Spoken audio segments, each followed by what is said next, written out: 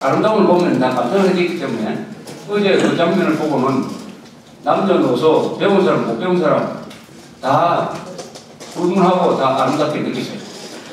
한국 사람들은 특히 종족이니까 그게 플러스 알파를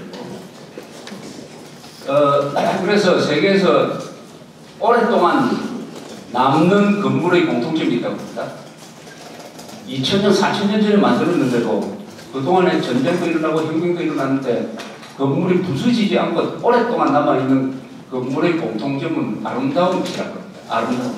이 부수려고 해도 너무 아름다우니까 차마 이 망치가 들어가지 않는다. 망치질을 할 수가 없다.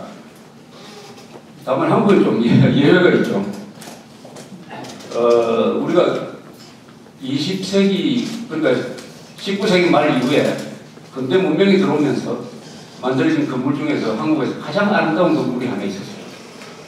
그게 어느 건물이겠습니까? 건물의 아름다움. 지금은 없어진 중앙청 건물이죠. 조선 총독부 건물. 바로 이 건물이었죠. 이게 비록 일본 사람이 지었지만은 여기 들어간 석재는 다 한국 사람, 한국에서 나온 거고 여기 노동력 다 한국 사람이 만든 건물입니다. 그리고 조선 총독부가 끝나고 나서는 중앙청으로 세이면서 역사적 사건들이 이 앞에서 이루어졌어요. 건물 자체로서 가장 아름다운 겁니다. 아마 동양에서도 가장 아름다운 건물 랭킹 되면은 한 5번째 들어가는 건물인데 그걸 김영삼 전 대통령이 1995년에 이 조선 총독부 건물이니까 이걸 없애는 게 일제 잔재를 청산하고 민족 정의를 회복하는 것이라고 명문화해서 없애버렸습니다. 파괴해버렸습니다. 근데 그때는 이게 국립중앙박물관이었어요. 그 전에는 중앙청이었습니다. 조선 총독부 건물로서 부서서는 이해가는데 이미 대한민국 현대사에서 가장 중요한 건물, 역사적 건물로 서고 난 다음에 갑자기 조선 총독부 건물이었다는 죄를 듣고 씌워가지고 없애버렸습니다. 이 건물을 사용시킨 거죠. 20세기 역사에서 이런 경우가 딱 하나가 있습니다. 우리나라 말로 하면 동독에서 러시아 왕궁을 공산당들이 없애버리지. 요새 그걸 다시 짓는다고 좀 돈을 보고 있습니다. 그러니까 김영삼 전 대통령은 이 학교 다닐 때 예술 교육을 좀 제대로 못 받은 것 같아요. 아름다운 물, 아름답게 느꼈으면 절대 그런 행동 못 합니다. 절대 그런 행동. 그 김영삼 전 대통령이 며칠 전에 이런 아주 재미있는 이야기를 했어요. 좋은 이야기와 나쁜 이야기를 하나씩 갈라서 했는데 세종시 문제는 국민투표로 결정해야 된다. 그거 아주 옳은 이야기예요. 또 하나의 이야기는 현직 대통령과 맞으면은 자기 대통령이 될 수가 없다. 그 예로 1997년에 이회창 씨가 선거기간 중에 자기 보고 탈당하라고 해서 화가 나서 탈당을 했지만은 이회창은 절대로 대통령이 시켜서는 안 된다는 각오를 했다. 그래서 떨어졌다. 이렇게 얘기했어요. 그래서 자기가 이회창 씨를 떨어뜨렸다는 이야기를 처음으로 고백한 셈입니다.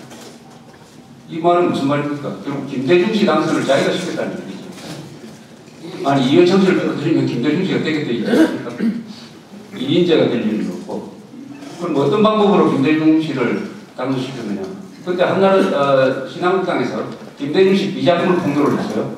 당연히 검찰에서 수사를 해야 되는데 수사를 선거 이후로 미뤘습니다. 뭐 이런 방식. 이인재가 신한국당 경선에서 2등을 했는데 경선에 불복하고 탈당을 했어요. 그래서 결국 20%를 가져갔습니다. 그것 때문에 30만 표차로 이회창 씨가 떨어졌어요. 이인재 씨의 탈당을 막지 않았든지 오히려 방조하고 지원했다. 그런 방식으로 이회창 씨를 떨어뜨리고 김대중 정권의 출범을 도왔다. 이런 고백을 스스로 한 셈입니다. 그래서 지난 10년의 김대중 노무현 시절은 김영삼 전 대통령도 한 3분의 1의 책임이 있다. 뭐 그런 생각을 하게 만들었습니다. 다시 이 김연아 이야기로 돌아오면은 김연아라는 이름을 전부 지금 한글 이름으로 아시죠? 김연아라는 이름을 한자로 하신 분 있습니까? 아무도 없죠. 아무도 없죠. 이게 비극입니다. 김연아라는 이름은 한자로 기억을 해야죠. 왜냐? 그 이름을 지은 부모님인지 할아버지인지 모르겠지만 얼마나 좋은 아이가 되라고 이름을 잘 지었겠습니까? 김연아의 연자는 예쁠 연자입니다. 예쁜 연. 그러고 아는 아이 아자예요. 그대로 번역을 하면은 예쁜 아이가 되라. 또 금이 있으니까 예쁜 아이가 돼가지고 금메달 따라는 거 아닙니까? 이름대로 된 거예요. CNN이 어제 AP 뉴스를 실으면서 큰 제목으로 뭐라고 제목을 달았느냐 하면 골든 킹이라고 했어요. 골든 킹. 골든 킹. 골든 또는 퀸 이렇게 했습니다. 바로 이름이 바로 그거죠. 골든 퀸이지. 김연아. 아, 골든걸이라고 했거든요. 골든걸. 골든걸. 골, 한자로 번역하면 그냥 김연아입니다. 김연아. 예쁠 연자에, 아이 아자에 금메달. 모태범이라는 선수, 아주 혜성과 같이 나타나서 금메달을 딴 모태범이라는 선수도 여러분들은 지금 이름을 한글로 기억하고 계시죠? 한글. 그리고 모자가 모태범 모자라고 생각하는데 그 모자가 아니고요. 이 삼각형 밑에 소우자서는 이 모자입니다. 태자는 큰 태자. 범자가 재밌는데 쇠금변 옆에 이 평범하다 할 때 범자를 붙입니다. 쇠금변을 쓰고 평범하다 할 범자를 붙입니다. 이 범자가 굉장히 드문 범자예요. 여기다 뜻이 있어요. 모는 이게 중국에서 귀화한 성씨입니다. 이 조상이 보니까 모태범 조상이 이 모씨가 무슨 드물어요. 우리나라에서 한 2만 명 됩니다. 이 모가. 고려시대 때 송나라 사람이 한국에 와가지고 이 반역을 진압하는 공을 세운 다음에 대우를 잘 받아가지고 저 호남지방 어디에 정착을 했답니다. 그래서 한평모씨가 됐어요. 지금 한평입니다. 한평모씨가 됐어요. 태자는 무슨 뜻이냐? 크다는 뜻도 있지만 태초 이처럼 최초라는 뜻이 있습니다. 최초. 이 범자가 재밌는데 범자가 이게 떨칠 범자입니다. 이름을 떨친다. 이름을 떨친다. 이 모도 이게 소가 우는 소리라는 뜻인데 크다는 뜻이. 그러니까 젊고 크고 최초고 최대고 뭐 이겁니다. 지금 모태범. 그런데 그 마지막 범자가 아주 얼마나 재밌습니까? 쇠금변에 그 옆에 평범하다 할 때 범자 여기다 한번 써보십시오. 그게 무슨 글자인지. 금메달을 목에 거는 거 아닙니까? 목에 거는 모습이죠. 이 금자가. 금메달로서 이름을 떨칠 운명이 모태범이라는 이름 안에 들어가 있어요. 이건 이렇게 이야기하면 제가 성경철학자가 될 것 같은데 이 이름이 얼마나 중요하다는 걸 제가 예를 들어서 말씀드리는 거예요. 장명이 얼마나 중요하냐. 특히 한자 장명이 얼마나 중요하냐. 좋은 한자 이름이 간단합니다. 그 획을 뭐 복잡하게 풀이할 필요도 없이 우선 발음이 좋아야 돼요. 김연아, 모태범 얼마나 발음 좋습니까? 발음이 끊기지 않아야 됩니다. 그리고 한자로 글을 썼을 때 아주 눈에 들어와야 돼요. 시각적으로 좋아야 됩니다. 그 다음 뜻이 좋아야 돼요. 뜻이. 그러면 그 이름을 가진 사람은 출세하게 돼 있어요.